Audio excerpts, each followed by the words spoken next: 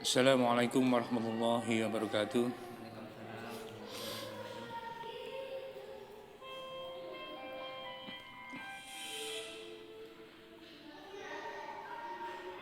Biridwallahi ta'ala wa liridwallahi ta'ala wa rahmatihi wa taufiqihi wa hidayatihi wa nuri subhanahu wa ta'ala wa ila afdal Mustafa Muhammadin sallallahu alaihi wasallam wa li jami'il anbiya'i wal mursalin alaihi wassalam wa li jami'il malaikati muqarrabin al-mujibin wa makan wa sallallahu alaihi wa sallam wa ridwan alaihi wassalam wa li jami'il ashabi rasulillah ajma'in radhiyallahu anhum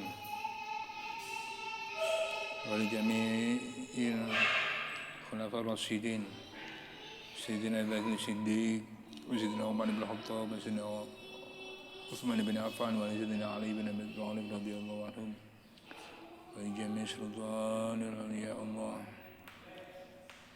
wa al-syahidin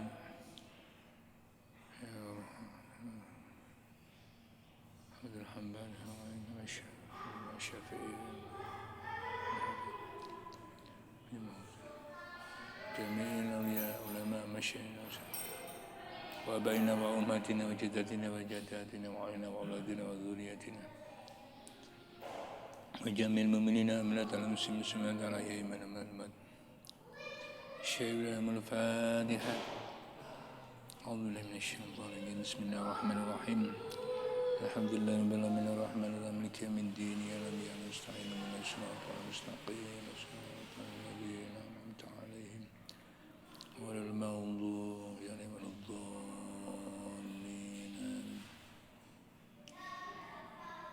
بسم الله الرحمن الرحيم الحمد لله رب العالمين حمدا شاكرين حمدا ناعمين حمدا يوافي نعمه وكافي مزيدا أشهد أن لا إله إلا الله وحده لا شريك له وأشهد أن سيدنا محمدا عبده ورسوله لا نبي بعده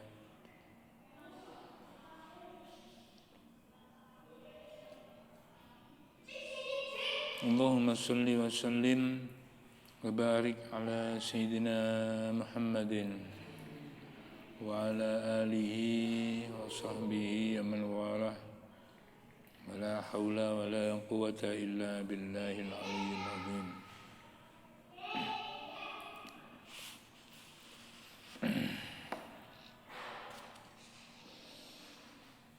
رب اشرح لي صدري ويسر لي أمري واحلل عقدة من لساني يفقهوا قولي ربي زدني علما وارزقني فهما اللهم اجعلنا من المتقين اللهم اجعلنا من المخلصين اللهم اجعلنا من عبادك الصالحين اللهم اجعلنا من المقربين اللهم اجعلنا من أمة رسول الله محمد صلى الله عليه وسلم واختم لنا بالإيمان واختم لنا بالإسلام واختم لنا بحسن الخاتمة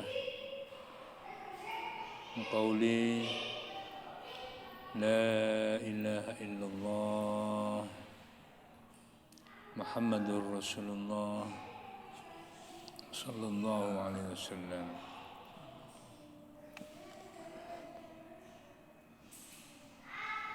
مولاي صل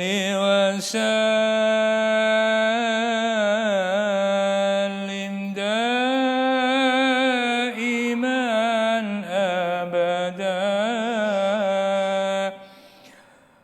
على حبيبك خير الخلق كلهم هو الحبيب الذي ترجى شفاعته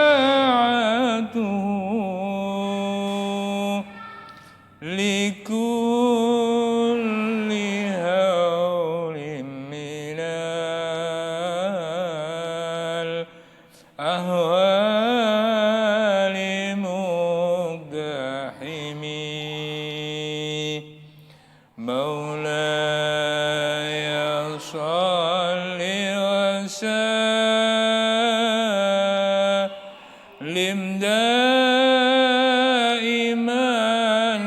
أبدا على حبيبك خير الخلق كلهم آمين تذكر جيران بذي سلام مزاج دما جرى من مولة بدمي مولاي صل وسلم دائما أبدا على حبيبك خير الخلق كلهم أمهب الريح من تلقاء كاظمة وأومض بلغ في مضائم إضمي مولاي صل وسلم دائما أبدا على حبيبك خير الخلق كلهم هو الحبيب الذي ترجى شفاعته لكل هول من الأهوال مقتحم يا ربي بالمصطفى بلغ مقاصدنا واغفر لنا ما مضى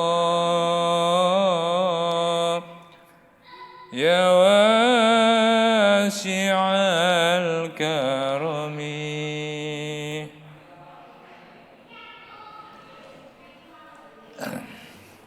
Alhamdulillah alamin hamdan syakirin. Hari ini kita dapat berkumpul kembali dan semoga Allah Subhanahu wa taala masih meridhai kita, masih memberikan rahmat kepada kita, masih memberikan kesempatan kepada kita untuk selalu bermuraqabah, bermahabbah kepada Allah Subhanahu wa taala. Dan semoga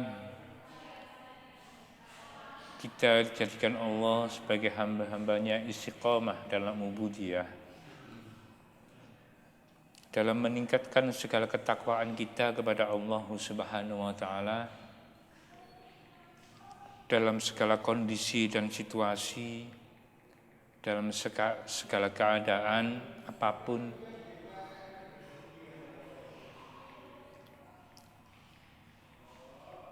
Dan segala tindak tanduk kita, semoga saja tidak terlepas dari sunnah Rasulullah Muhammad sallallahu alaihi wasallam. Salawat dan salam yang kita aturkan kepada junjungan kita Rasulullah Muhammad sallallahu alaihi wasallam yang telah memberikan uswatul hasanah kepada kita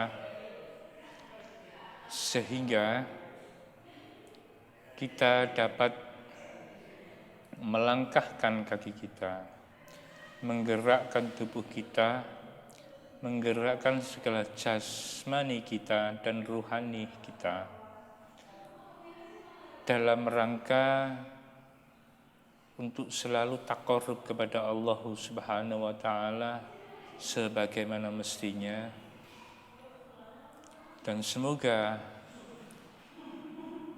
Allah tetap menjadikan kita umat dari Rasulullah Muhammad SAW dan kita kelak dikumpulkan dengan beliau Rasulullah Muhammad SAW.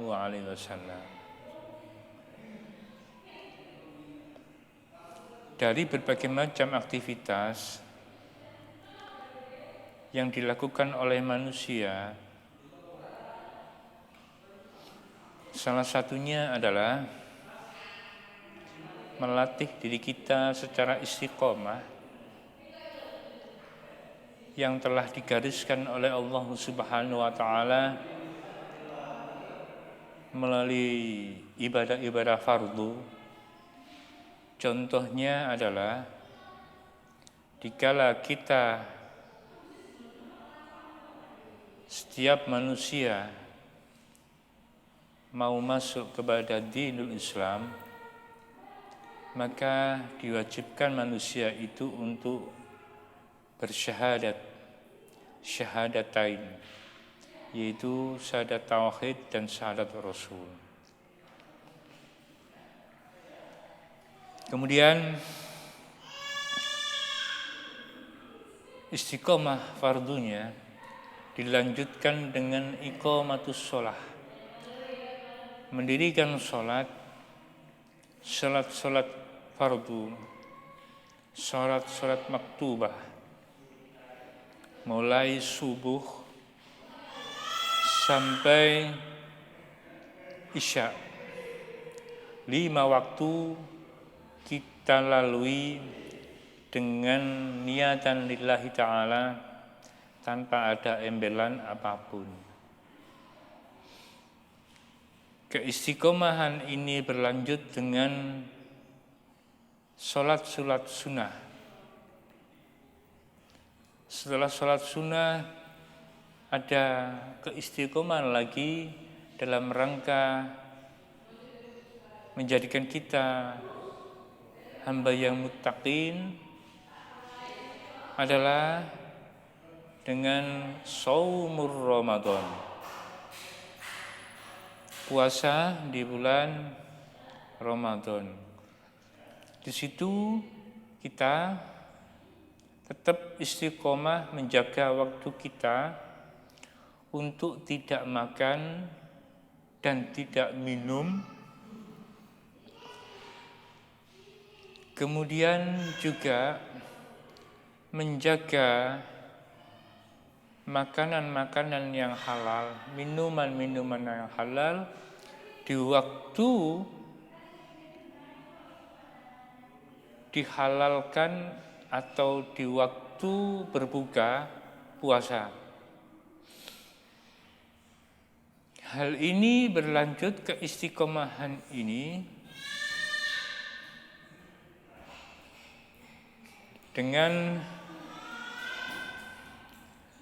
cara yaitu mengisi waktu-waktu itu dengan bertadarus, dengan membaca Al-Qur'anul Karim, mulai membenahi dari makharijul hurufnya, mulai membenahi dari fasahahnya, mulai membenahi dari tajwidnya, Dan segala aktivitas itu berlanjut hingga diperintahkan zakat bagi muzaki, bagi orang yang memang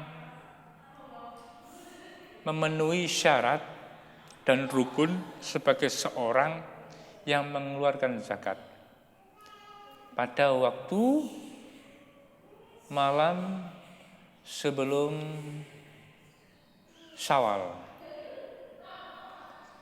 Contoh apabila malam 29 sebagai triliuner, mungkin triliuner Mas ya, miliarder, jajakno pada malam 30 miskin mendadak, mek ana klambi sak setel tok, dia enggak berhak untuk menjadi muzaki, malah bisa menjadi mustahik. Apa ada? Ya mungkin saja ada. Malam 29 jik dunyane akeh. Barang malam 30 dunya disita bank, disita iki. Karena barang plus wis mek ana klambi tok sak setel ngene awake tok iki lho. Wis gak ana meneh. Dia enggak menjadi muzaki lagi, tapi menjadi mustahik akhirnya. Begitu juga dengan sebaliknya. Apabila sebelumnya menjadi orang yang fakir, menjadi orang yang miskin, kemudian pada malam hari raya mendadak dia moro ditransfer ambek Sela 2 miliar. Ono wong ditransfer mbak Sela 2 miliar juga kaya mendadak. Dia berhak menjadi muzaki. Tidak berhak menjadi mustahik lagi. Muzaki itu orang yang melakukan zakat, mustahik itu orang yang berhak menerima zakat. Itu mustahik. Hal ini keistiqomahan berlanjut hingga apabila manusia itu memenuhi kriteria akan menunaikan ibadah haji, maka wajib bagi orang itu menunaikan ibadah haji. Ada yang mengatakan apabila makananmu untuk pada waktu hidup itu cukup untuk dirimu, sisanya bisa untuk haji, maka orang ini wajib untuk berhaji. Tapi tentunya ono sing saklek ngono sing enggak. Ya mungkin aku duwe rek, tapi yang untuk moro liyane iso mbambung barang ki ya aja. Gitu loh ya. Yang penting ada himmah, ada keinginan di situ. Keistiqomahan ini berlanjut dengan cara Allah memerintahkan fazkuruni azkurkum. Ingatlah engkau semua kepada Allah dan Allah akan ingat kepada kita. Bagaimana bentuknya Allah, bagaimana rupanya Allah, ya wallahu a'lam, kita enggak tahu. Tapi ada hal-hal yang dapat menjadikan kita untuk dapat ingat kepada Allah, yaitu contohnya adalah unzuru madza fis samawati wal ardh. Kalau enggak salah di surat Yunus itu, kalau enggak salah. Ingat, lihatlah segala sesuatu itu, apapun yang ada di bumi dan di langit. Maksudnya di sini kita harus dapat memahami, menjadikan ilmu dari kita melihat itu.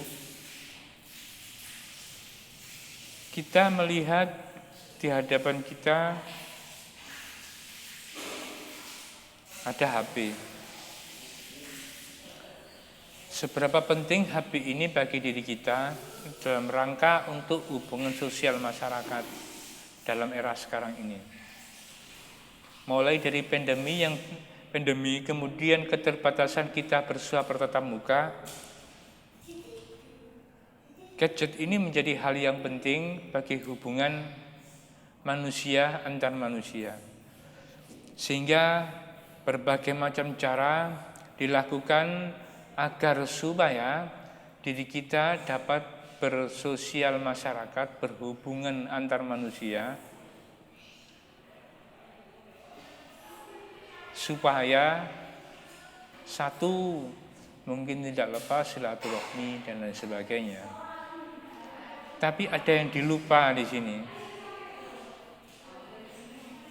bahwa yang adanya HP di sini, adanya gadget di sini, dalam rangka ini dibuat atas dasar tangan manusia. Manusia itu diciptakan oleh Allah Subhanahu wa taala, kemudian diberikan hidayah, taufik, diberikan rahmat berupa ilmu. Sehingga banyak manusia yang hanya diberi kemampuan ilmu yang pas-pasan, ada yang diberikan ilmu yang tinggi, ada yang diberikan ilmu berdasarkan spesifikasi masing-masing yang tinggi. Akhirnya ada yang menciptakan gadget seperti ini. Di sini miss kita era sekarang ini adalah tidak adanya Allah Subhanahu pada diri kita, tidak adanya Allah Subhanahu wa taala pada diri kita,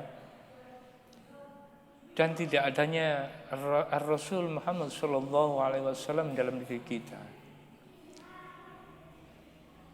Sehingga keinginan kita hanyalah bagaimana mengotak-atik HP itu agar mumpuni, agar bisa menyelami dengan segala spesifikasinya. Tapi kita tidak pernah mengupgrade bagaimana keimanan kita, ketakwaan kita kepada Allah dengan cara bagaimana kita meningkatkan keilmuan sunnah Rasulullah Muhammad SAW. Banyak pada era-era mulai dari dulu sampai sekarang yang tergelincir oleh hal-hal yang baru, hal-hal yang kelihatannya menarik, sesuatu yang tidak menjadi menjadi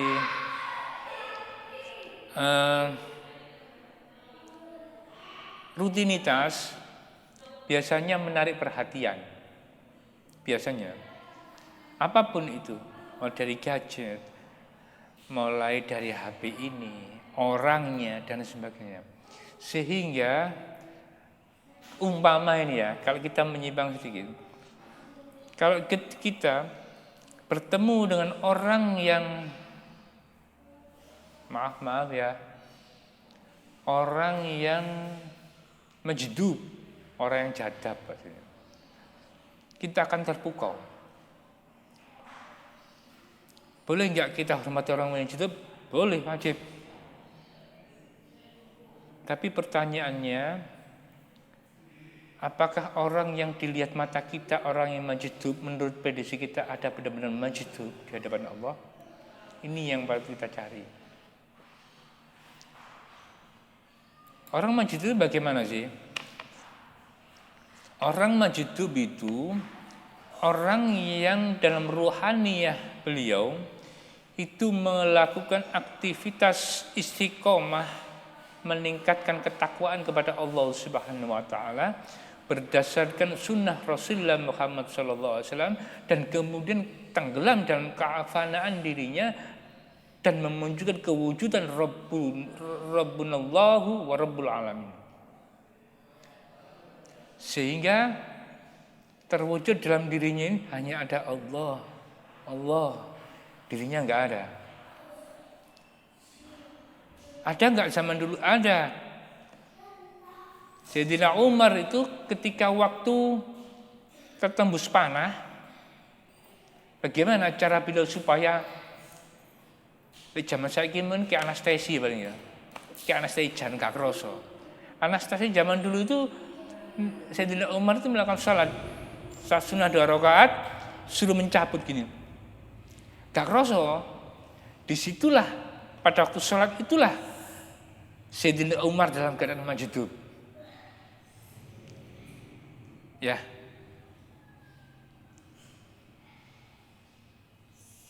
Wali Songo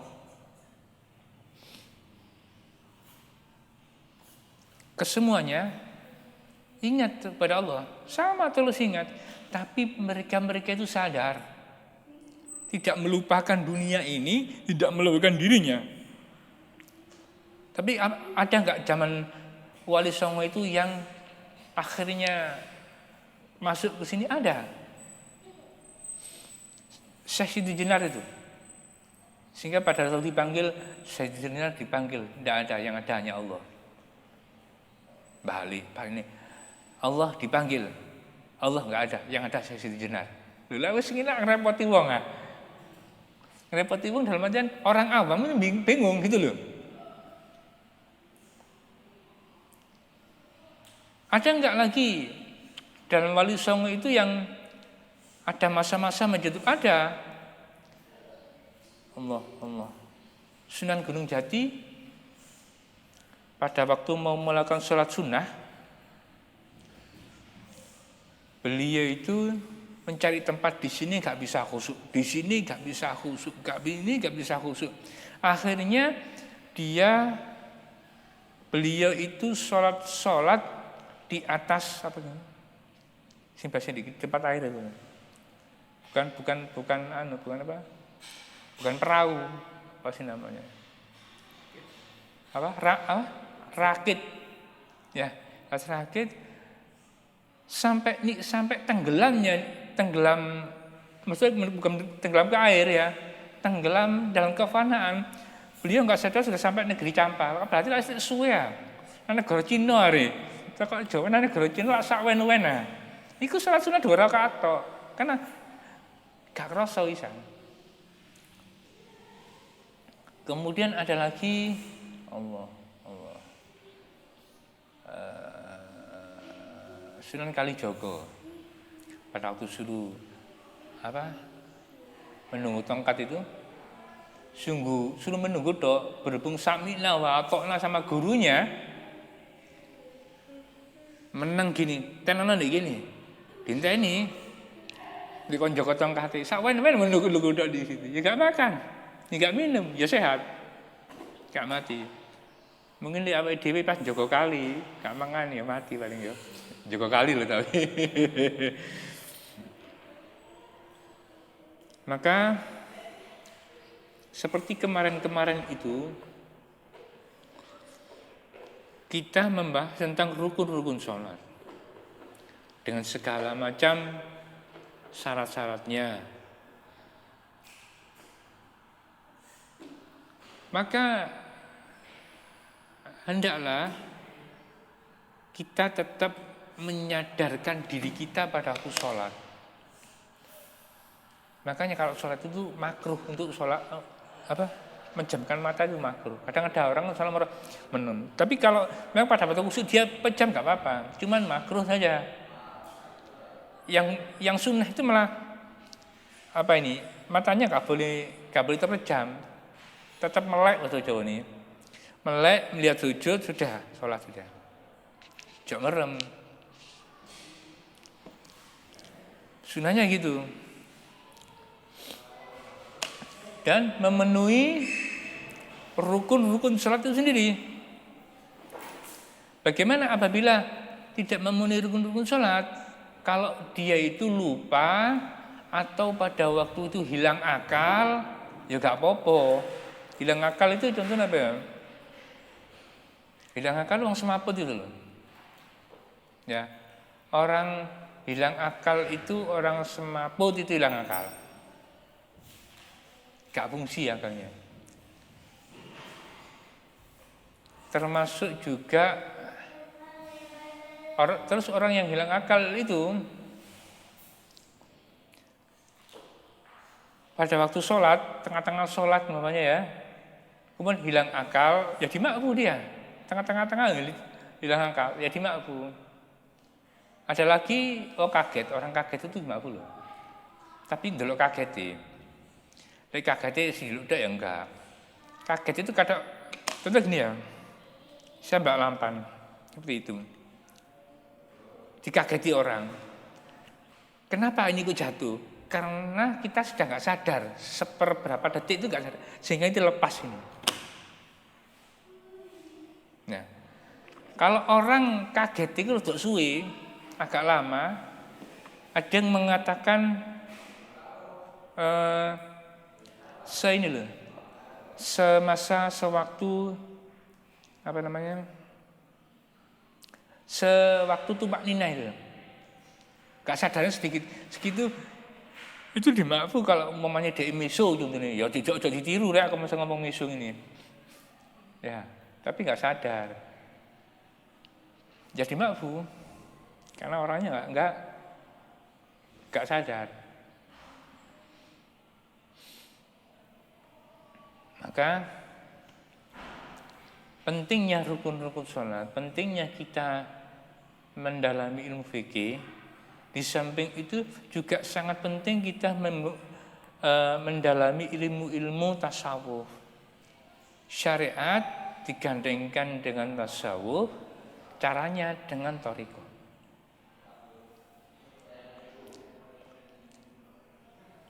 Fikih syariat itu yang bisa dilihat mata, ya,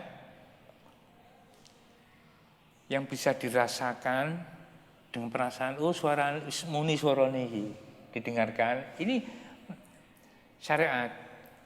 Tapi ilmu tasawuf itu berkaitan dengan qalbun, qulub, hati, sehingga orang kita nggak tahu pada waktu dia itu sholat, niat dia itu khusyuk apa tidak, yang tahu hanya Allah Subhanahu wa taala. Karena ini berkaitan ilmu tasawuf. Nah, caranya ini adalah thariqat namanya. Maka ketiga-tiganya ini tidak boleh lepas.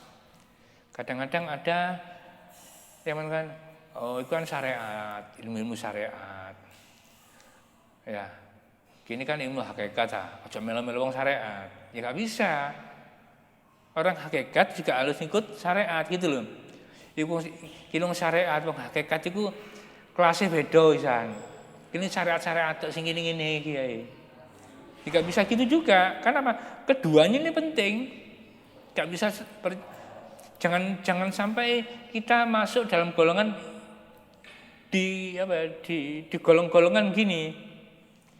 Kalau dalam hal ais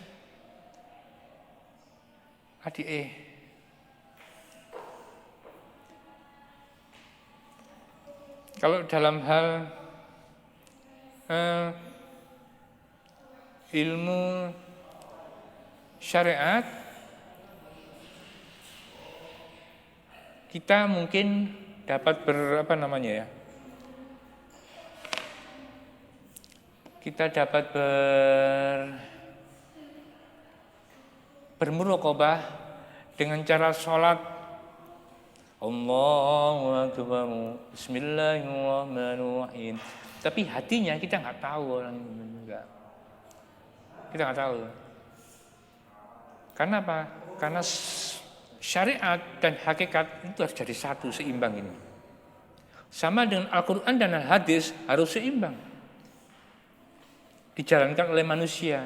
Meskipun Al-Quran itu lebih dulu, lebih a'zam daripada hadis. Karena Al-Quran tujuan awal. Tapi kedua-duanya tidak boleh dilepas. Begitu juga dengan syariat dan hakikat. Tidak boleh dilepas. Kedua-duanya harus satu dalam diri manusia. Engkau melakukan itu engkau enak. Ngantek maca Qur'ane ya kena.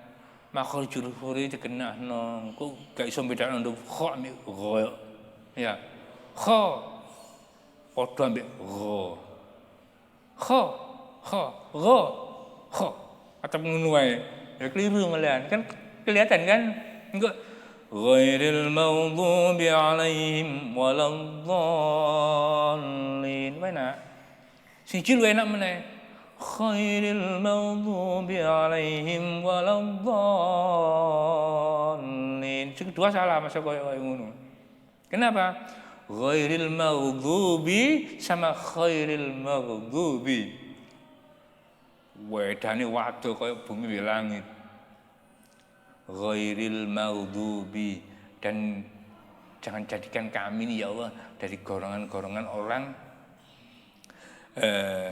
orang-orang yang Engkau murkai ya Allah. Al khairil maghdubi ya jadi ya malah jadi golongan orang-orang apa jangan jadikan kami ini ya Allah umpamanya seperti itu ya dari golongan-golongan orang yang baik-baik di mata Engkau ya Allah. Tak medeni ra bedane kan waduh ya ghairu itu selain khair itu kebaikan ghairu minni bukan dari golongan kita biasanya gitu atau khair contohnya khairul wajhi apa ya ketampanan wajahnya seperti itu umpama iki hati-hati dengan itu kemudian lafaz-lafaznya kadang-kadang kan ada orang ihdinas siratal mustaqim siratal ladzina an'amta 'alaihim khairil maghdubi ada gitu kan bukan ghairil itu khairil jangan hati-hati itu kemudian baca alhamdulillahnya sama alhamdulillah juga beda alhamdulillah sama alhamdulillah ya beda kemudian huruf dalnya siddahnya dijaga di Al-Fatihah ada kan kemarin ya dijaga siddahnya tasdid siddahnya tasdid kudu siddah koncone ais kudu ana jenis-jenis siddah ngono tasdid wong kani ngalami tasdid dijaga kalau tasdid ya tasdid terus sampai kayak tasdid kok artinya beda meneh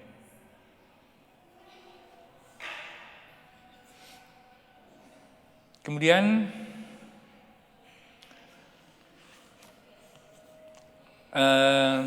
apa namanya hati-hati dengan diri kita jangan sampai meneledorkan seakan-akan tidak boleh sholat jamaah jangan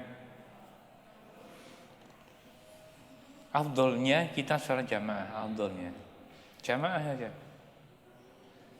makanya kalau ada itu orang berjamaah itu ya ana wong siji malah kepingin dijuk rewang itu banyak kenapa ngelbu jamaah itu ya, sampai kepingin jamaah tapi harus tahu syarat-syaratnya engko melok tak rewangane wis ya direwangi tapi rakaat kedua ya gak sah wisan ada loh ya jadi sholat apa karepe bantu Mas Arif sholat dulu aduh saken rek moraku saken rek Mas Arif sholat dhewe tak jane jamaah wis tepuk tangan ini kalau jamaah mau hari Arif alhamdulillah akhirnya jamaah tapi saya di rakaat kedua ya saya enggak sah ini sholatnya sholat jamaahnya enggak sah dulu harus mulai awal mulai Allahu Akbar itu harus jamaah. Tapi kalau ada yang enggak melakukan itu, ada yang bolehkan ya enggak apa-apa. Semuanya kan khilaf. Ya. Pentingnya jamaah di situ. Makanya ada ulama zaman dulu gini. anaknya itu meninggal dunia. Putra beliau meninggal dunia, yang bertakziah seluruh kota. Datang semuanya. Dan ulama bilang gini, kenapa setelah ditinggal anakku, orang-orang pada bersedih hati? Padahal aku nggak sedih-sedih amat loh. Poseng ini, aku nggak sedih-sedih amat ditinggal anakku. Tapi kenapa ketika aku mengkhawatirkan kesedihanku yang sesungguh, orang-orang tidak pada melihat pada diriku? Apa itu? Katanya. Ketika aku meninggalkan dan aku terlambat untuk sholat berjamaah, kenapa nggak datang? Padahal disitulah bahasa yang gini, aku paling galau, mungkin ngono paling ya. Sampai gitu ulama zaman dulu. Bukan berarti saya nggak sayang dirimu anakku ya. Atau sayang gimana? Jamaah lebih afdal gitu loh. Ya. Di situ afdalnya sholat jamaah. Jangan sampai kita nggak sampai sholat jamaah. Karena kemarin terakhir jamaah ya bahasanya ya. Iya, kemarin sebenarnya jamaah. Kalau di kitab sini lanjutannya itu adalah ghuslul mayyit. Wah, ini memandikan mayit.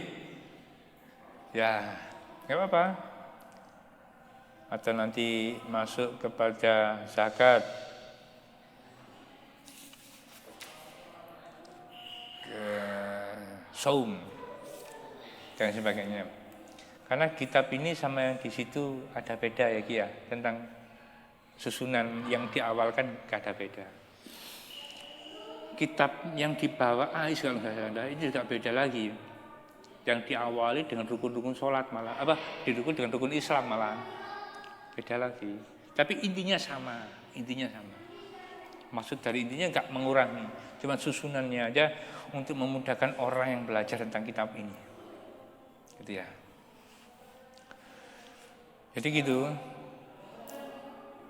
Hendaklah kita istiqomah dalam aktivitas kita. Bismillahirrahmanirrahim. Rutin kita baca. Bismillah ini dengan nama, dengan asma apa? Asmanya Allah semuanya baik. Disambung dengan lafzun jalalah Allah. Bismillah yang harusnya dibaca Allah. Kenapa dibaca lah? Karena apa? Karena sebelumnya itu ada huruf mim yang dikasroh. Maka bacanya Bismillah. Bukan oh. Gampang ngono lah wis. Ya. Kalau sebelumnya di fathah atau di dhamma, maka dibaca Allahnya Allah.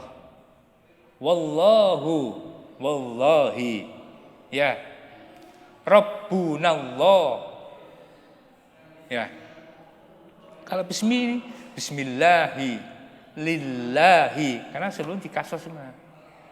Jangan sampai Rabbunallahi, yo ojo yo keliru, kita ngaji malah kemarin. Ya. Al-Rahman, hukum alam ta'rif, ro-nya itu ditasydid kenapa? Karena ro-nya itu adalah salah satu huruf syamsiyah. Maka lamnya tidak disukun, tapi huruf setelah lam harus ditasydid. Maka jadilah Bismillahirrahmanirrahim. Itu awalnya. Kalau sebelumnya ya Bismi, Allah, Al-Rahman, Al-Rahim. Digabung ya Bismillahirrahmanirrahim. Ayat kedua, Alhamdulillahirabbil alamin. Kalau disambung Bismillahirrahmanirrahim, Alhamdulillahirabbil alamin. Jangan sampai Bismillahirrahmanirrahim, Alhamdulillah, ya itu keliru berarti. Karena alif dibaca. Alif gak harus dibaca. Alifnya gak boleh dibaca. Kecuali ada loh di alif lam itu yang sepertinya benar bacanya. Seperti gini ya. Bismillahirrahmanirrahim. Iqra bismi rabbikal bukan al-qari'ah ya. Bismillahirrahmanirrahim al-qari'ah. Benar. Al-qari'ah sama apa ya? Alhaakumut takatsur. Bacanya sama apa enggak? Al-qari'ah sama alhaakumut takatsur apabila disambung dengan basmalah. Enggak sama. Kalau alhaakumut takatsur tetap dibaca alifnya. Makanya itu penting ngaji. Kadang khawatir ada yang baca ngimami bisa. Bismillahirrahmanirrahim alhaakumut takatsur. Salah. Ya, bismillahirrahmanirrahim alhaakumut takatsur. Ya benar gitu. Loh kok alifnya kan enggak cocok. Tetap diwaca. Itu alif wajib itu. Wazannya memang gitu. Itu wazannya gitu memang. Kalau al-qari'ah enggak alif lamnya itu imbuhan, bahasa kini imbuhan lah. Maka alifnya itu enggak kena hamzah, jadi bismillahirrahmanirrahim al-qari'ah itu.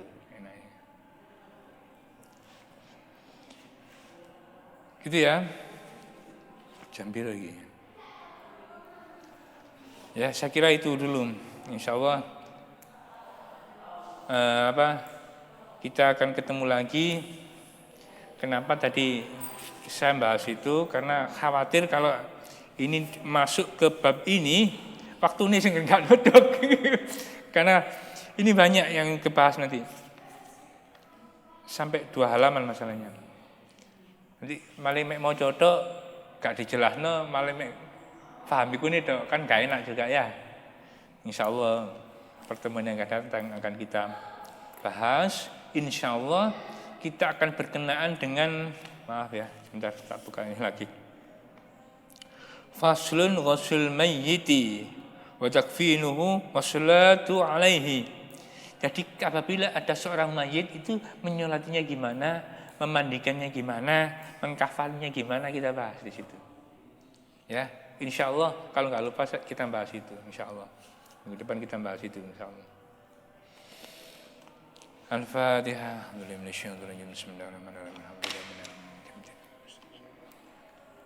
Bismillahirrahmanirrahim. Alhamdulillahirabbil alamin. Hamdan syakiran hamdan yuafi wa kama yazid rabbana karamiyya min jami'i rasulullah. Allahumma salli ala Muhammadin wa ala sayyidina Muhammad. Allahumma ighfir lana wa li walidina wa masyayikhina wa abaina wa ummatina wa jaddatina wa jaddatina wa alina wa auladina wa dhurriyyatina wa talamina wa jami'il mu'minina min hadal muslimin ta'ala yahimin min amad. Allahumma ij'alna wa alina wa auladina wa dhurriyyatina من التوابين من المتطهرين من المتقين من الحلم وعلى خير الجنة والقرآن اللهم اختمنا بالإيمان والإسلام اللهم اهدنا بالحسن الخاتمة اللهم ربنا آتنا من لدنك رحمة وهيئ لنا من أمرنا رشدا ربنا آتنا في الدنيا حسنة وفي الآخرة حسنة وقنا عذاب النار وصلى الله على سيدنا محمد الأمي وعلى آله وصحبه وسلم سبحان ربك رب العزة عما يصفون وسلام على المرسلين والحمد لله رب العالمين آمين. الفاتحة.